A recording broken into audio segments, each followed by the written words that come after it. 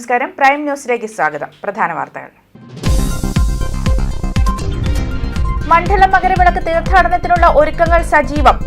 വിവിധയിടങ്ങളിൽ നവീകരണ പ്രവർത്തനങ്ങൾ പുരോഗമിക്കുന്നു. ലേലങ്ങൾ പൂർത്തിയായി. താൽക്കാലിക കച്ചവട സ്ഥാപനങ്ങളുടെയും പാർക്കിംഗ് മൈതാനങ്ങളുടെയും നിർമ്മാണം തുടങ്ങി. തദ്ദേശ തെരഞ്ഞെടുപ്പിൽ BDJS-ഉം NDAയും കരുത്ത് തെളിയിക്കുമെന്ന BDJS സംസ്ഥാന അധ്യക്ഷൻ തുഷാർ വെള്ളാപ്പള്ളി. NDA സ്ഥാനാർത്ഥികളെ വിജയിപ്പിക്കുവാൻ ഒറ്റക്കെട്ടായി പ്രവർത്തിക്കണമെന്നും തുഷാർ. തലയോലപ്പറമ്പിലെ ഗ്രാമീണ റോഡുകൾ അടിയന്തരമായി സഞ്ചാരയോഗ്യമാക്കണമെന്ന ആവശ്യം. ഗ്രാമീണ റോഡുകൾ തകർന്ന് തരിപ്പണമായി കിടക്കുന്നു. റോഡ് നിർമ്മാണത്തിനനുസരിച്ച് തുക എവിടെയെന്നും നാട്ടുകാർ. മണ്ഡല മകരവിളക്ക് തീർത്ഥാടനം ആരംഭിക്കാൻ 2 ആഴ്ചകൾ മാത്രം ശേഷിക്കെ ഒരുക്കങ്ങൾ സജീവം. ക്ഷേത്രത്തിലെ നവീകരണം, ദേവസ്വം ബോർഡ് പാർക്കിംഗ് മൈതാനങ്ങളുടെ നവീകരണം, ശുചിമുറി സമുച്ചയങ്ങളുടെ നവീകരണം എന്നിവ പുരോഗമിക്കുകയാണ്. ലേലങ്ങൾ മിക്കതും പൂർത്തിയായി. താൽക്കാലിക കച്ചവട സ്ഥാപനങ്ങളുടെയും പാർക്കിംഗ് മൈതാനങ്ങളുടെയും നിർമ്മാണവും തുടങ്ങി. ലേലങ്ങൾ മിക്കതും പൂർത്തിയായി. താൽക്കാലിക കച്ചവട സ്ഥാപനങ്ങളുടെയും പാർക്കിംഗ് മൈതാനങ്ങളുടെയും നിർമ്മാണങ്ങൾ തുടങ്ങി. അടുത്തയാഴ്ചയോടെ തീർത്ഥാടകർ എത്തിത്തുടങ്ങുമെങ്കിലും വലിയ തോട് ശുചിയാക്കലും മണ്ണ് നീക്കലും അടക്കമുള്ള നടപടികൾ എങ്ങുമെത്തിയിട്ടില്ല. പഞ്ചായത്താണ് വലിയ തോടിൻ്റെ നവീകരണം നടത്തേണ്ടത്. ദേവസ്വം ബോർഡ് പാർക്കിംഗ് മൈതാനങ്ങളിൽ ചെളി നിറയുന്നത് എല്ലാ വർഷവും തീർത്ഥാടകർ നേരിട്ടിരുന്ന പ്രതിസന്ധിയാണ്. ചെളിയിലൂടെ തീർത്ഥാടകർക്ക് നടന്നു പോകാൻ പോലും കഴിയാത്ത സ്ഥിതിയായിരുന്നു. ഇതിന് പരിഹാരമായി ദേവസ്വം ബോർഡിൻ്റെ 3 മൈതാനങ്ങളിലും ആദ്യഘട്ടമായി ഇൻ്റർലോക്ക് കട്ടകൾ സ്ഥാപിക്കുന്ന ജോലികൾ പുരോഗമിക്കുകയാണ്. 3 വർഷമായി അടച്ചിട്ടിരുന്ന ക്ഷേത്ര നടപ്പന്തലിൻ്റെ ഇടതുവശത്തെ പാർക്കിംഗ് മൈതാനം ഇത്തവണ ദേവസ്വം ബോർഡ് തുറന്നു കൊടുക്കുകയും കടകൾ ലേലം ചെയ്യുകയും ചെയ്തു. ഇത്തവണ തീർത്ഥാടന കാലത്ത് KSRTC ഓപ്പറേറ്റിംഗ് സെൻറ്റർ എരുമേലിയിൽ തന്നെ പ്രവർത്തിക്കാൻ കഴിയുമോ എന്ന കാര്യത്തിൽ അനിശ്ചിതത്വം തുടരുകയാണ്. ഈ ഓപ്പറേറ്റിംഗ് സെൻറ്റർ പ്രവർത്തിക്കുന്ന സ്ഥലം സ്വകാര്യ വ്യക്തിയുടേതാണെന്നും 3 മാസത്തിനുള്ളിൽ ഒഴിയണമെന്നും കോടതി ഉത്തരവിട്ടിരുന്നു. എന്നാൽ 2.5 മാസം പിന്നിട്ടിട്ടും നിയമ നടപടികളിൽ തീരുമാനമായിട്ടില്ല. ഓപ്പറേറ്റിംഗ് സെൻറ്റർ കെട്ടിടവും ഇവിടുത്തെ ശുചിമുറി സമുച്ചയവും അടിത്തറ തകർന്ന് ഏതു സമയവും നിലംപൊത്തുന്ന അവസ്ഥയിലാണ്. ഇതുമൂലം ഇവിടെ KSRTC ഓപ്പറേറ്റിംഗ് സെൻറ്റർ ഓഫീസും ടിക്കറ്റ് ആൻഡ് ക്യാഷ് കൗണ്ടറും മാറ്റി സ്ഥാപിക്കണമെന്നും അതിനാൽ ദേവസ്വം ബോർഡ് മുറികൾ വിട്ടു നൽകണമെന്നും ആവശ്യപ്പെട്ടിരുന്നു. എന്നാൽ ഇതുവരെ ഇത് സംബന്ധിച്ച് തീരുമാനമായിട്ടില്ല.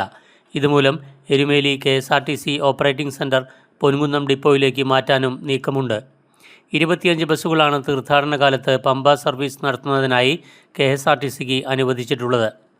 ദൃശ്യ ന്യൂസ്, എരുമേലി. സ്ത്രീ സുരക്ഷയുടെ കാര്യത്തിൽ സംസ്ഥാന സർക്കാരും റെയിൽവേയും കുറ്റകരമായ അനാസ്ഥ കാണിക്കുകയാണെന്നും എല്ലാ ട്രെയിനുകളിലെയും എല്ലാ കമ്പാർട്ട്മെന്റുകളിലെയും പോലീസ് സാന്നിധ്യം സംസ്ഥാന സർക്കാർ ഉറപ്പുവരുത്തണമെന്നും മഹിളാ കോൺഗ്രസ് സംസ്ഥാന പ്രസിഡന്റ് ജെബി മേത്തർ MP ആവശ്യപ്പെട്ടു. സാമൂഹ്യവിരുദ്ധരും മദ്യപിച്ച് ശല്യം ചെയ്യുന്നവരും യാത്രക്കാരായ സ്ത്രീകൾക്ക് പ്രയാസങ്ങൾ ഉണ്ടാക്കുകയാണ്. എല്ലാ ട്രെയിനുകളിലും കൂടുതൽ വനിതാ പുരുഷ പോലീസുകാരെ അടിയന്തരമായി നിയമിക്കണമെന്നും കോട്ടയത്ത് നടന്ന വാർത്താ സമ്മേളനത്തിൽ ജെബി മേത്തർ പറഞ്ഞു. സുരക്ഷാ വീഴ്ചകൾ ഉണ്ടാകാതിരിക്കാൻ, സ്ത്രീ സുരക്ഷ ഉറപ്പാക്കുന്നതിന് വേണ്ടി കൂടുതൽ പോലീസിനെ ട്രെയിനിലെ കമ്പാർട്ട്മെന്റുകളിലേക്ക് നിർബന്ധമായും ഉണ്ടാകണം എന്ന് സർക്കാർ ഈ കാര്യത്തിൽ ഒരു തീരുമാനമെടുക്കണം. ഇത് മദ്യലഹരിയിൽ ട്രെയിനിലേക്ക് കയറുന്നവർ അവരുടെ ചെക്ക് ചെയ്യാനുള്ള ഒരു സംവിധാനം തീർച്ചയായും ട്രെയിനുകളിൽ ഉണ്ടാകണം. ട്രെയിനിൽ ഇന്നലെ ഉണ്ടായ ശ്രീകുട്ടിക്ക് സൗജന്യമായ ചികിത്സ ലഭ്യമാക്കാൻ സർക്കാർ തയ്യാറാകണം. ഇനിയും ഇത്തരത്തിലുള്ള സംഭവങ്ങൾ ഉണ്ടാകാൻ പാടില്ല എന്നുള്ളത്, അതായത് ട്രെയിനുകളിൽ വനിതാ പോലീസുകാരെയും പുരുഷ പോലീസിനെയും ഒക്കെ തന്നെ അടിയന്തരമായി നിയമിക്കാൻ സന്നദ്ധമാകണം.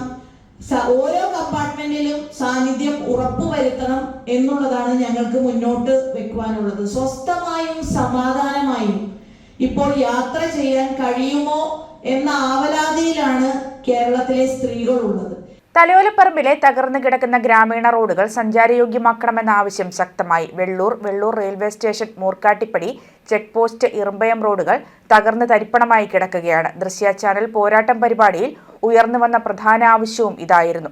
തോമസ് ചാഴികാടൻ MP ആയിരിക്കുന്ന കാലത്ത് നിർമ്മാണ പ്രവർത്തനങ്ങൾ ആരംഭിക്കാൻ HNL ഉദ്യോഗസ്ഥരെ വിളിച്ചുവരുത്തി സംസാരിക്കുകയും റെയിൽവേക്ക് 54 ലക്ഷം രൂപ അടച്ച് എസ്റ്റിമേറ്റ് എടുപ്പിച്ച് നിർമ്മാണ പ്രവർത്തനങ്ങൾ ആരംഭിക്കുകയും ചെയ്തിരുന്നു. എന്നാൽ പ്രവർത്തനം മുടങ്ങിപ്പോയി. MP അനുവദിച്ച തുക എവിടെയെന്നാണ് നാട്ടുകാരുടെ ചോദ്യം. ജനങ്ങളോടുള്ള വെല്ലുവിളി അവസാനിപ്പിച്ച് അടിയന്തരമായി നിർമ്മാണ പ്രവർത്തനങ്ങൾ പൂർത്തീകരിച്ചില്ലെങ്കിൽ സമരപരിപാടികളുമായി മുന്നോട്ടു പോകുമെന്നും നാട്ടുകാർ പറയുന്നു. നടന്നിട്ടില്ല. പക്ഷേ ഈ നമ്മൾ അന്ന് ചെയ്തേച്ച പോയ ആ കാര്യങ്ങളല്ലാതെ ഈ നാടിന് വേണ്ടി ഒന്നും ചെയ്തിട്ടില്ല. ഈ ഇപ്പോൾ ഇരുന്ന MP മറ്റേ ഈ കാര്യങ്ങളൊക്കെ എന്ന് പറഞ്ഞ് എന്നതാ ചെയ്തിരിക്കുന്നത്.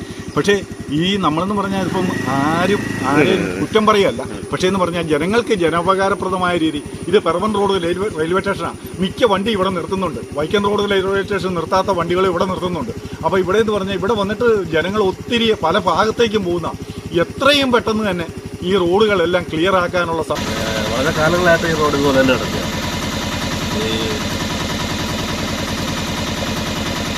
ഇതിൽ ഞങ്ങൾ വണ്ടി ഓടിക്കുമ്പോൾ വളരെ ബുദ്ധിമുട്ടാണ്.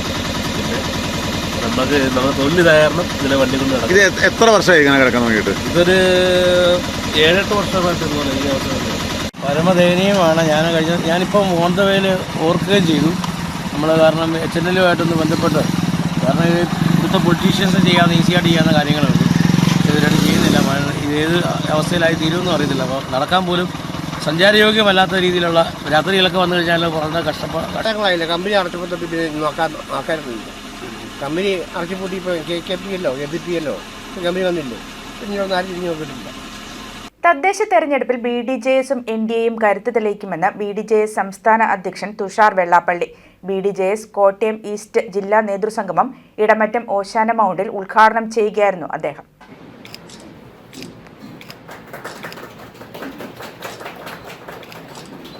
പലപ്പോഴും നമ്മൾ അന്നത്തെ ഓരോ ബൂത്തുകൾ കഴിഞ്ഞ NDA ജയിച്ചിട്ടുള്ള സ്ഥലങ്ങളിൽ പോലും ഉണ്ടായിരുന്ന വോട്ടുകളുടെ ലിസ്റ്റും കാര്യങ്ങളൊക്കെ നിങ്ങൾക്ക് അറിയാവുന്നതാണ്. നമ്മളെ സംബന്ധിച്ചോളം നമ്മൾ കഴിഞ്ഞ കാലഘട്ടത്തിലുണ്ടായിരുന്ന കാര്യങ്ങളൊക്കെ മറന്ന് നമ്മളെ സംബന്ധിച്ചോളം ഇന്ന് എല്ലാവരും ഒറ്റക്കെട്ടായി നിന്ന് പ്രവർത്തിക്കുന്ന ഒരു കാലഘട്ടമാണ്. നമുക്ക് ഇപ്പം BDJS ആണെങ്കിലും BJP ആണെങ്കിലും മറ്റ് ഘടകകക്ഷികളാണെങ്കിലും ഒറ്റക്കെട്ടായി നിന്ന് പ്രവർത്തിക്കുന്ന തരത്തിലേക്ക് നമുക്ക് കാര്യങ്ങളെല്ലാം നിൽക്കുന്ന ഒരു സാഹചര്യം. പ്രത്യേകിച്ച് BJP-യുടെ സംസ്ഥാന പ്രസിഡന്റ് ഇന്ന് പുതിയ രാജീവ് ചന്ദ്രശേഖരൻ അദ്ദേഹം ചാർജെടുത്തിട്ടുണ്ട്. അദ്ദേഹത്തിന്റെ നേതൃത്വത്തിൽ ഒരു കാരണവശാലും വോട്ടുകൾ കുറയുവാൻ വേണ്ടി പാടില്ല എന്നുള്ള വളരെ ശക്തമായ നിർദ്ദേശം BJP-ക്കും അതുപോലെ തന്നെ നമ്മളെ സംബന്ധിച്ചിടത്തോളം നമ്മൾ വളരെ ശക്തമായിട്ടുള്ള പ്രവർത്തനങ്ങളിലൂടെ പരമാവധി നമ്മുടെ സഹോദരങ്ങളെ ജയിപ്പിച്ചെടുക്കുവാൻ NDA-യുടെ സ്ഥാനാർത്ഥികളായി ഏത് പാർട്ടിയിലുള്ള ആളുകൾ മത്സരിച്ചാലും അവരെ ജയിപ്പിച്ചെടുക്കുവാനുള്ള പ്രവർത്തനം ചെയ്യേണ്ട ഒരു കാലഘട്ടമാണ്. കാര്യം നമ്മൾ സംബന്ധിച്ച് വരാൻ വേണ്ടി പോകുന്ന നിയമസഭാ ഇലക്ഷൻ എന്ന് പറയുന്നത്. കോട്ടയം ഈസ്റ്റ് ജില്ലാ പ്രസിഡന്റ് സുരേഷ് ഷെട്ടിക്കുന്നേൽ അധ്യക്ഷത വഹിച്ചു. സംസ്ഥാന വൈസ് പ്രസിഡന്റ് K. പത്മകുമാർ പുതിയ ജില്ലാ കമ്മിറ്റിയുടെ ഔദ്യോഗിക പ്രഖ്യാപനം നടത്തി. സംസ്ഥാന ജനറൽ സെക്രട്ടറി PS ജ്യോതിസ്, സംസ്ഥാന കൗൺസിൽ അംഗം അനീഷ് പുല്ലുവേലിൽ, സംസ്ഥാന സമിതി അംഗം ED പ്രകാശൻ, BDYS സംസ്ഥാന ഉപാധ്യക്ഷൻ സജേഷ് മണലേൽ, BDJS കോട്ടയം വെസ്റ്റ് ജില്ലാ പ്രസിഡന്റ് MP സെൻ, BDYS ജില്ലാ president Bidson Mallikassery, IT cell ജില്ലാ chairman Akhil Maruthanal, chairman BDJS Kottayam east general secretary Manu Pallikkathodu, സംസ്ഥാന സമിതി അംഗം MR ഉല്ലാസ് മദിയത്ത് തുടങ്ങിയവർ പ്രസംഗിച്ചു. BDJS കോട്ടയം ഈസ്റ്റ് ജില്ലയിൽ ഉൾപ്പെടുന്ന കടുത്തുരുത്തി, പാല, പൂഞ്ഞാർ, കാഞ്ഞിരപ്പള്ളി നിയോജക മണ്ഡലങ്ങളിൽ നിന്നായി വിവിധ സംഘടനാ മണ്ഡലം ഭാരവാഹികൾ, പോഷക സംഘടനാ ഭാരവാഹികൾ ഉൾപ്പെടെ 300-ലധികം പേർ പങ്കെടുത്തു. വിവിധ പാർട്ടികളിൽ നിന്നും BDJS-ൽ അംഗത്വമെടുത്തവർക്ക് യോഗം സ്വീകരണം നൽകി. സെക്രട്ടറി വെള്ളാപ്പള്ളി നടേശൻ കാസർഗോഡ് നിന്ന് സമത്വ മുന്നേറ്റ യാത്ര എന്ന് പറഞ്ഞൊരു യാത്ര അവിടെ നിന്ന് പുറപ്പെട്ടു. അതിനകത്ത് വലിയ കോലാഹലങ്ങളൊക്കെ ഉണ്ടായി. ജനറൽ സെക്രട്ടറിയെ കോട്ടയത്ത് വെച്ച് അറസ്റ്റ് ചെയ്യും, അത് അദ്ദേഹം ജാതി സ്പിരിറ്റ് ഉണ്ടാക്കുന്നു, ജാതി സ്പർദ്ധ പറയുന്നു എന്നൊക്കെ പറഞ്ഞ് വലിയ കോലാഹലങ്ങൾ.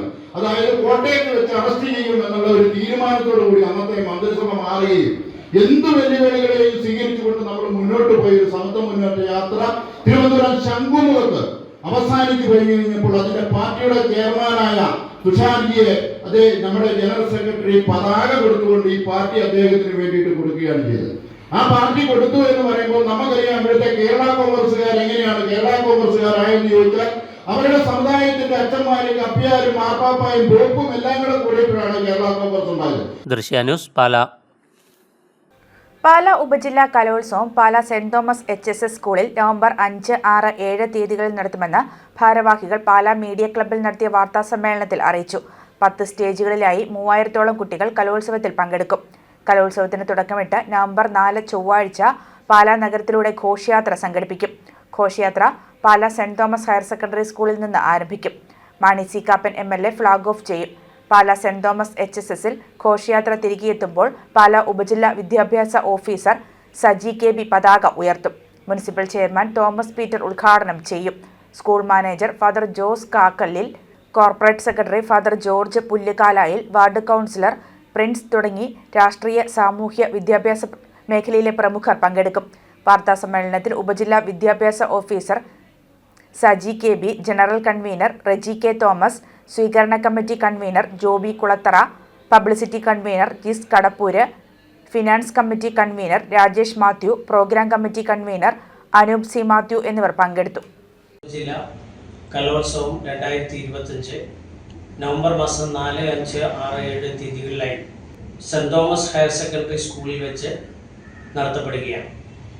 ഈ കലാമേളയ്ക്ക് 14 വ്യത്യസ്ത കമ്മിറ്റികൾ നേതൃത്വം നൽകിക്കൊണ്ട് 4 ദിവസമായിട്ട് വളരെ ഗംഭീരമായി നടത്തുകയാണ്. ഈ കലോത്സവം പാലായുടെ ഒരു വലിയ മാമാങ്കമാക്കി മാറ്റുന്നതിനുള്ള എല്ലാ തയ്യാറെടുപ്പുകളും വിവിധ കമ്മിറ്റികളുടെ നേതൃത്വത്തിൽ പൂർത്തീകരിച്ചു. ഈ മേളയിൽ നവംബർ 4-ാം തീയതി 9:45 സെൻറ് തോമസ് ഹയർ സെക്കൻഡറി സ്കൂളിൽ നിന്ന് ഘോഷയാത്ര ആരംഭിക്കുകയും ഈ ഘോഷയാത്രയിൽ ബഹുമാനായ പാലാ MLA ശ്രീ മാണി സി കാപ്പൻ അവറുകൾ ഫ്ലാഗ് ഓഫ് ചെയ്യുന്നതായിരിക്കും. തുടർന്ന് 11 മണിക്ക് നൽകുന്ന പൊതുസമ്മേളനം Pala municipal chairman Thomas Peter അവറുകൾ ഉദ്ഘാടനം ചെയ്യുകയും കൗൺസിലർമാർ എല്ലാവരും ഈ സമ്മേളനത്തെ അഭിസംബോധന ചെയ്തുകൊണ്ട് സംസാരിക്കുകയും ചെയ്യും. തുടർന്ന് ഉച്ചയ്ക്ക് ശേഷം വിവിധ കമ്മിറ്റികളുടെ യോഗങ്ങളാണ് നടത്തപ്പെടുന്നത്. മത്സര ഇനങ്ങൾ 5-ാം തീയതി രാവിലെ 9 മണിക്ക് ആരംഭിക്കും. കൂത്താട്ടുകുളം ഉപജില്ലാ കലോത്സവം Sarangi 2025 Palakkuda government model higher secondary സ്കൂളിൽ ചൊവ്വാഴ്ച ആരംഭിക്കും. രാവിലെ 8:30 ഉപജില്ലാ വിദ്യാഭ്യാസ ഓഫീസർ K ശ്രീകല പതാക ഉയർത്തും. 9 പുതിയ പഞ്ചായത്ത് ഓഫീസിന് മുന്നിൽ നിന്നും വിളംബര ഘോഷയാത്ര ആരംഭിക്കും. Palakuzha panchayat president KA Jaya flag off ചെയ്യും. 9:30 HSS ഓഡിറ്റോറിയത്തിൽ ചേർന്ന സമ്മേളനത്തിൽ ഫ്രാൻസിസ് ജോർജ് MP കലോത്സവം ഉദ്ഘാടനം ചെയ്യും. മാത്യു കുഴൽനാടൻ MLA അധ്യക്ഷനാകും. മനോജ് മൂത്തേടൻ മുഖ്യപ്രഭാഷണം നടത്തും. ജില്ലാ പഞ്ചായത്ത് അംഗം ഉല്ലാസ് തോമസ് കലോത്സവ സന്ദേശം നൽകും. ചലച്ചിത്ര താരം ബിൽബിൽ ഗിന്നസ് മുഖ്യാതിഥിയാകും. 6 വേദികളിൽ നടക്കുന്ന മത്സരങ്ങളിൽ 40 വിദ്യാലയങ്ങളിൽ നിന്നായി 2800 കുട്ടികൾ പങ്കെടുക്കും. വെള്ളിയാഴ്ച വൈകിട്ട് 4-ന് ചേരുന്ന സമാപന സമ്മേളനം അഡ്വക്കേറ്റ് ഡീൻ കുര്യാക്കോസ് MP ഉദ്ഘാടനം ചെയ്യും.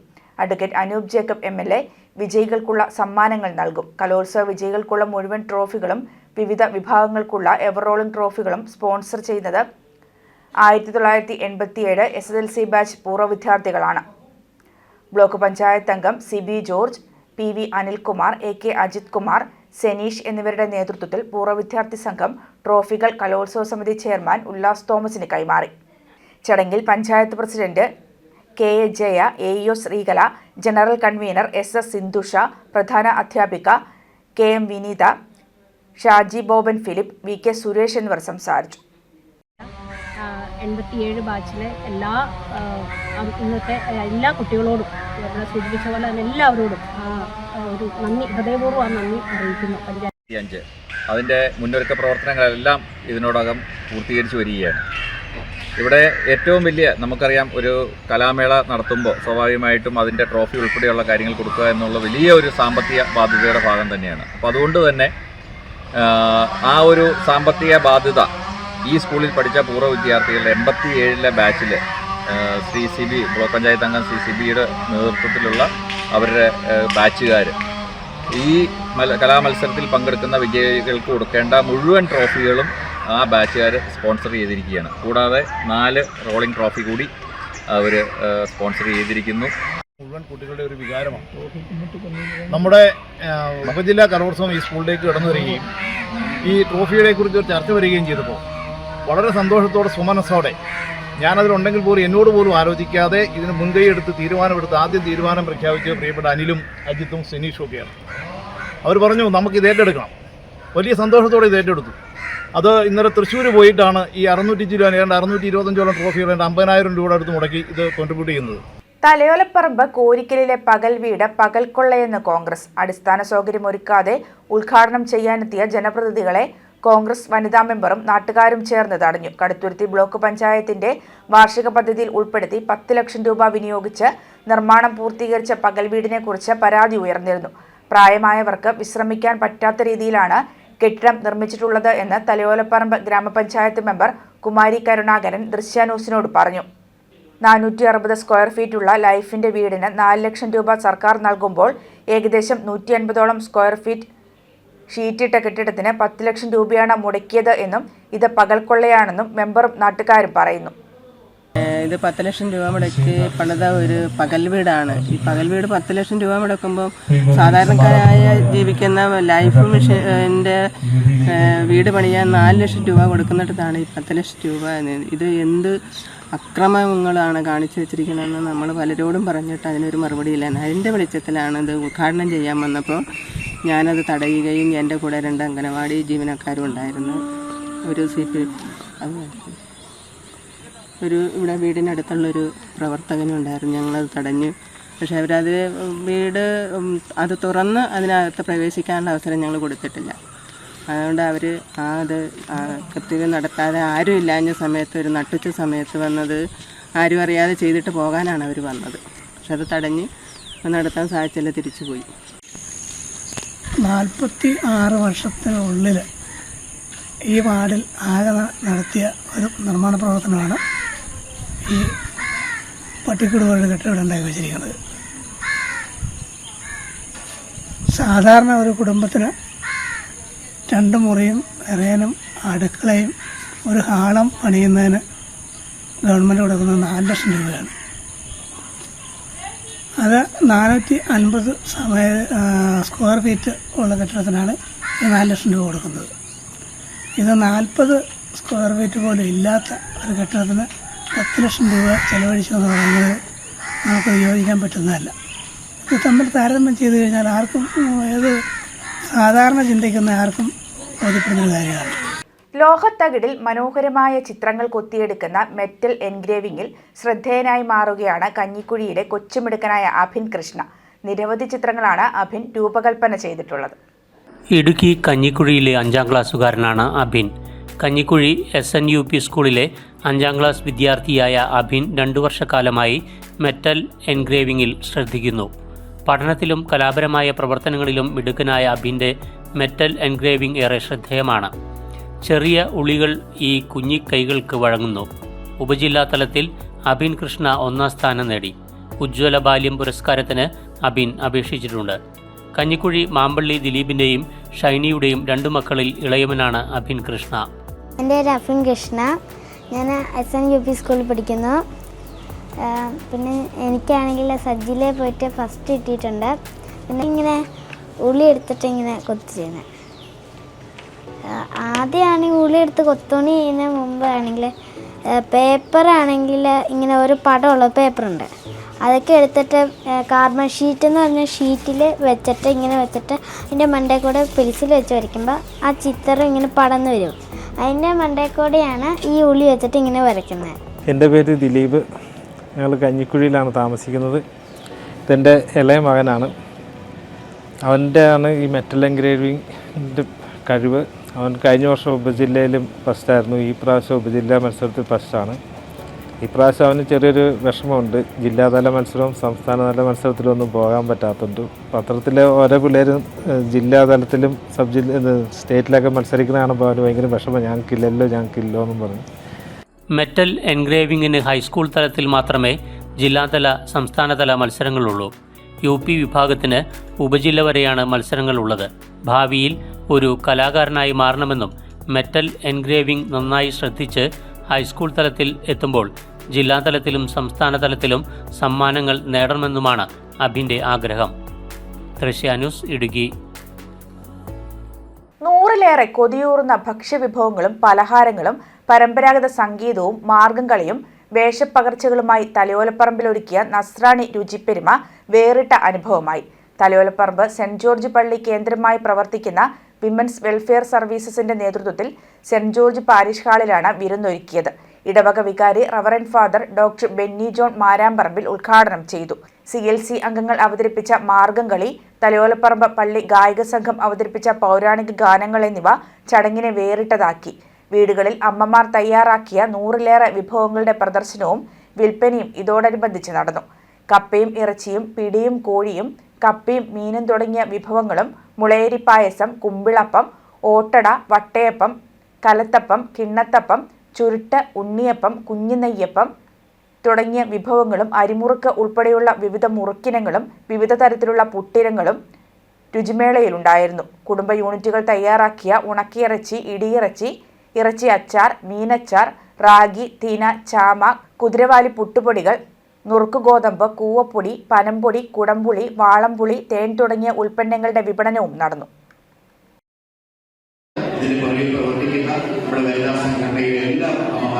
ആശംസകൾ അറിയിച്ചുകൊണ്ട് ഈ പരിപാടി ഉദ്ഘാടനം ചെയ്യുകയാണ്.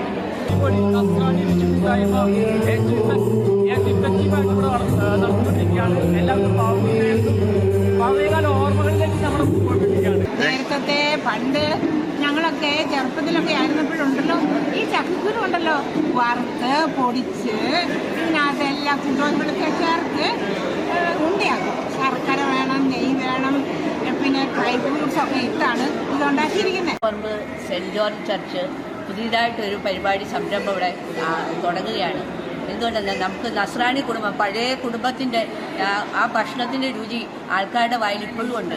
അത് നമ്മൾ ഇപ്പോഴും അത് നമുക്കറിയാം. കപ്പ പുഴുങ്ങിയതും കാന്താരി മുളക് പൊട്ടിച്ചതും കൂടെ കഴിച്ചാൽ അന്നത്തെ ആ രുചി എന്താണ്?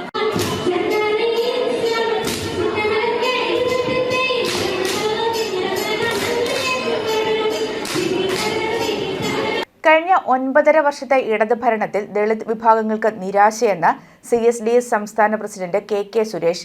കോട്ടയം പാമ്പാടി റിട്രീറ്റ് സെന്ററിൽ ചേർന്ന CSDS സംസ്ഥാന പ്രവർത്തക കൺവെൻഷൻ ഉദ്ഘാടനം ചെയ്ത് സംസാരിക്കുകയായിരുന്നു അദ്ദേഹം. ദളിത് ആദിവാസി വിഭാഗങ്ങളുടെ സാമൂഹിക, സാമ്പത്തിക, രാഷ്ട്രീയ സാഹചര്യം അവഗണിച്ചുള്ള അതിദരിദ്രമുക്ത കേരള പ്രഖ്യാപനം അടിസ്ഥാന ജനത തള്ളിക്കളയും. ഇടതുപക്ഷത്തിന്റെ പ്രകടന പത്രികയിൽ പ്രഖ്യാപിച്ച ദളിത് ക്രൈസ്തവ സംവരണം പാഴ്വാക്കായി. പട്ടിക വിഭാഗങ്ങളുടെ 158 കോടി രൂപ സർക്കാർ കബളിപ്പിച്ചു. സാമ്പത്തിക സംവരണം നടപ്പിലാക്കിയ സർക്കാർ ദളിത് ക്രൈസ്തവർക്ക് സംവരണം പ്രഖ്യാപിക്കാത്ത നടപടി പ്രതിഷേധാർഹമാണെന്നും KK സുരേഷ് കുറ്റപ്പെടുത്തി. ത്രിതല പഞ്ചായത്തിലും 20 നിയമസഭാ മണ്ഡലങ്ങളിലും തെരഞ്ഞെടുപ്പിൽ CSDS സ്ഥാനാർത്ഥികളെ മത്സരിപ്പിക്കുമെന്നും KK സുരേഷ് പറഞ്ഞു. ദളിത് ക്രൈസ്തവർക്ക് പ്രത്യേക സംവരണ വിഷയമുയർത്തി സംസ്ഥാന വ്യാപകമായി ദളിത് സംഗമങ്ങൾ സംഘടിപ്പിക്കുവാൻ കൺവെൻഷൻ തീരുമാനിച്ചു. നവംബർ 26 ഭരണഘടനാ ദിനത്തിൽ ഇടുക്കി കട്ടപ്പനയിൽ ദളിത് ക്രൈസ്തവ സംഗമം പ്രകടനവും ഉദ്ഘാടന പരിപാടിയായി നടത്തും. ഡിസംബർ 12 റാന്നിയിലും ജനുവരി 26 കോട്ടയത്തും ഫെബ്രുവരിയിൽ തിരുവനന്തപുരത്തും സംഗമങ്ങൾ നടത്തും. സംസ്ഥാന വൈസ് പ്രസിഡന്റ് VP തങ്കപ്പൻ അധ്യക്ഷത വഹിച്ചു. General secretary Sunil K Thankappan, treasurer Praveen James, സംസ്ഥാന നേതാക്കളായ Sumith Mon, CM Chacko, Prasanna Arani, Sunny Uruppankal, KK Kuttappan, Ranjith Raju, Ashley Babu, Sujama Thomas, Thomas Kutty Thiruvalla, Ancy Sebastian, Sajeev Mukalil, advocate Suresh Kumar, MI Lukose, MS Thankappan, Sunny Arimbumala, Justin Kaippuzha തുടങ്ങിയവർ സംസാരിച്ചു. ഒരു പ്രഖ്യാപനം കേട്ടതാണ്. ദരിദ്രരല്ലാത്ത ഒരവസ്ഥയിലേക്ക് നമ്മളെല്ലാം മാറിയിരിക്കുന്നു. അത് നമ്മളെല്ലാം ദരിദ്ര രേഖയ്ക്ക് മുകളിലേക്ക് പോയി. അതൊരു സന്തോഷകരമായ കാര്യമാണ്. നമ്മുടെ സംസ്ഥാന ഗവൺമെൻറ് ഇന്നലെ രാജ്യത്തിന് മാതൃകയായ ഒരു പ്രഖ്യാപനം നടത്തി. കേരളം അതീവ ദരിദ്ര മുക്ത സംസ്ഥാനമായി കേരളം പ്രഖ്യാപിച്ചു. ഒരുപാട് പേർക്ക് ആവേശമുണ്ടായി. അപ്പോഴാണ് നമ്മുടെ ഫേസ്ബുക്കിൽ നമ്മുടെ കുറേ ആളുകൾ സ്വന്തമായി വീടില്ല, സ്വന്തമായി ഒരു തുണ്ട് ഭൂമി പോലുമില്ല, 200 രൂപയ്ക്ക് പെട്രോൾ പമ്പിൽ ജോലി ചെയ്യുന്നു, ചില ആളുകൾ തൊഴിലുറപ്പ് കൊണ്ട് മാത്രം ജീവിക്കുന്നു, ചില ആളുകൾ ആരുടെയൊക്കെ കരുണ കൊണ്ട് വാടകയ്ക്ക് താമസിക്കുന്നു. അത്തരം ആളുകളുടെ നീണ്ട പട്ടിക കാണുന്നത്. അപ്പോൾ ഞാൻ വീണ്ടും ആലോചിച്ചു, ഇത് ഗവൺമെൻറ്റിനും മൊത്തമെല്ലാം പറ്റിയതാണോ? പക്ഷെ ഇന്നലെ കേരളത്തിലെ മഹാനടൻ മമ്മൂട്ടി, അദ്ദേഹത്തോട് നമുക്ക് 2-3 കാര്യങ്ങളിൽ വലിയ ബഹുമാനമുണ്ട്. ഒന്ന്, ഡോക്ടർ അംബേദ്കറെ അന്തർവാളികളിൽ പകർത്തിയത് അദ്ദേഹമാണ്. അയ്യങ്കാളിന സിനിമയിൽ അഭിനയിക്കാം എന്ന് പറഞ്ഞതും അദ്ദേഹമാണ്. കുറേ നല്ല സ്വഭാവവിശേഷങ്ങളുള്ള ഒരു നടനാണ്. പക്ഷെ ഇന്നലെ അദ്ദേഹത്തോട് വലിയ ഒരു നിരാശ തോന്നി. കേരളത്തിലെ അതിദരിദ്രരായ ആളുകളെ പ്രഖ്യാപിക്കാൻ കേരളം പാകത്ത് ആയിട്ടുണ്ടോ എന്നുള്ള ഒരു ചിന്തയാണ് ഇന്നലെ ഉണ്ടായത്. നമുക്ക് എവർക്കും ഉണ്ടായി. News bureau, Kottayam. പാല പൊൻകുന്നം റൂട്ടിൽ ലോറിയിൽ നിന്നും സിമന്റ് ലോഡ് റോഡിൽ വീണു. മീനച്ചിൽ വായനശാല ഭാഗത്ത് നിരപ്പേൽ വളവിലാണ് ലോറിയുടെ ലോഡ് കയറ്റിയ പ്ലാറ്റ്ഫോം റോഡിലേക്ക് മറിഞ്ഞത്. പൊൻകുന്നം ഭാഗത്തു നിന്നും പാലായിലേക്ക് സിമന്റ് ലോഡുമായി പോവുകയായിരുന്ന ലോറി വളവ് തിരിയുന്നതിനിടെ ലോഡ് പ്ലാറ്റ്ഫോം ഉൾപ്പെടെ റോഡിലേക്ക് വീഴുകയായിരുന്നു. എന്നാൽ വാഹനം മറിയാതെ നിന്നു. അപകടത്തിൽ ആർക്കും പരിക്കില്ല.